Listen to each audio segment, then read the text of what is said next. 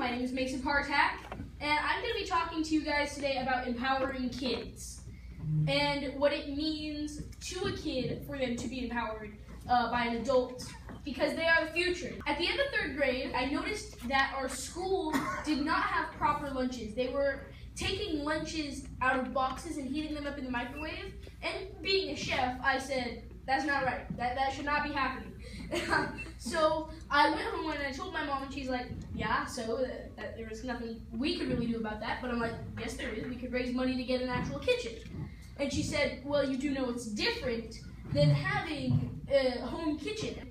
Well, yeah, I know, but we can still do it. We can still raise money. That was that moment, the mom moment, where she says, okay, do I say yes to this crazy kid, or do I say no to this crazy kid and ruin his dreams?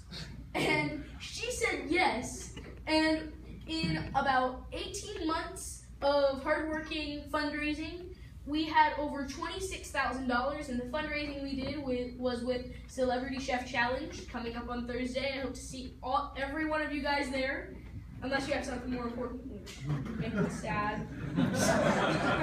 We also did the gates at the Mandarin Festival, and a bunch of other things to fundraise. And like I said, we raised over $26,000, and that was super cool. It was super awesome.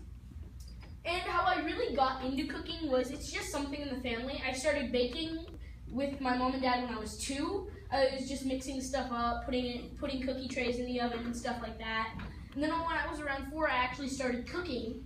And when I started cooking, it was just really simple, using a paring knife. My mom told me how to roll my fingers back, very simple stuff like that. Because my mom said yes, she empowered me. And because she empowered me, that's the reason I'm doing these great things today. And when I was 6 or 7, I won my first cooking competition. It was really cool because I'm making money off of cooking people. Like, if I'm doing something I really like and I'm making money off of it, that's something super cool. And when I was around 8 years old, Gary Gilligan gave me my start in my cooking demo and speaking career. And, okay, well, that's not all the way how it worked out. My mom was invited to do that. But then when I heard about it, I was like, you know what, I'm gonna steal her thunder. I want to do that. And she said, well, if you're going to do this, what are you going to make? And the real thing that surprised her was I had a recipe ready in my mind to tell her. And when I told her I wanted to make funky spaghetti. And she said, well, okay, if you'll do it, good, I'll ask Gary. Gary said yes. And those are the things, those little things about saying yes are what empower kids and what make them want to do amazing things. Because if they do make amazing things in their community, it'll spread to other communities. And when it spreads to other communities, it will spread to even more communities. And then at some point, it will come back to our community. It's just an endless cycle of goodness. In August of last year, I was on Chalk Junior, and I whooped their butts. I was cooking. I cooked my butt off, and I won, and I am proud to say that I am a Chalk Junior champion.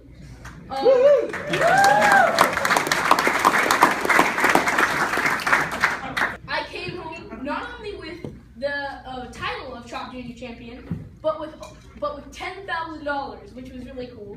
But most of it went in my trust fund because I'm a kid. Dumb laws. You know what this meant, though, right? It meant that I was the richest kid in 6th grade. I know, right? It's awesome.